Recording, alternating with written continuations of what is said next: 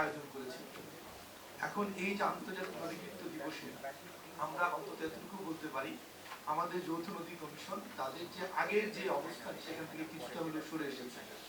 কিন্তু সেই সরে আসার মাধ্যমে কি আমরা ইন্ডিয়াকে বাধ্য করতে পেরেছি? এখন পর্যন্ত ইন্ডিয়াকে সেভাবে বাধ্য করার মতো যে রাজনৈতিক এবং পররাষ্ট্র যে কূটনীতি সেই জায়গায় আমরা যেতে পারিনি।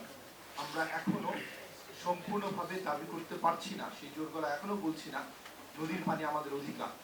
সেটা কোনো তাদের দয়া দাক্ষিণ্যের উপরে বাংলাদেশে নদী আসবে কি আসবে না। আন্তর্জাতিক অনেক ট্রিটি আছে, সেই ট্রিটি গুলোতে আমাদের অনেকগুলোতে অনুস্বাক্ষর করা বাকিও আছে। কেন বাকি থাকলো এত বছর পরে, সেইটা একটা বড় প্রশ্ন।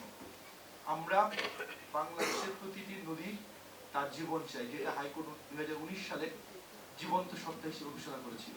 তাহলে 19-এর পরে বর্তমানে 25-এ দাঁড়িয়ে আছি, মাঝে একটা গণ অভ্যুত্থান হয়ে গেছে। 19-এর পরে তখন যখন 66,000 দখলদারের যে লিস্ট করা হয়েছিল সেই তালিকা ধরে যখন উচ্ছেদ শুরু হলো, তারপরে কোন কারণে সেই উচ্ছেদটা বন্ধ হয়ে গেল? তখন বলা হয়েছে এই আজকের এই মূল প্রতিবাদ্য লেখা আছে, অর্থায়নের অভাবে বাংলাদেশে হাজার হাজার লক্ষ কোটি টাকার প্রকল্প হয়, সড়ক অবকাঠামো থেকে শুরু করে কোথাও অর্থায়নের অভাব হয়নি। তাহলে দখলদারদের উচ্ছেদ করতে গেলে বাংলাদেশের রাষ্ট্রের কোনো টাকা নেই। এটা কারণটাকে আমরা সবাই জানি।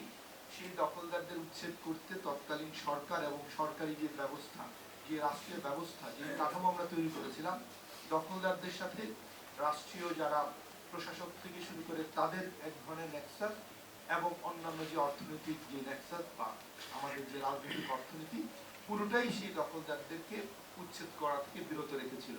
এবং তৎকালীন অনেক এমপি সরাসরি নদী দখলের সাথে সরাসরি যুক্ত ছিল, অনেক উচ্চ পর্যায়ের পলিটিশিয়ানরা সরাসরি যুক্ত ছিলেন।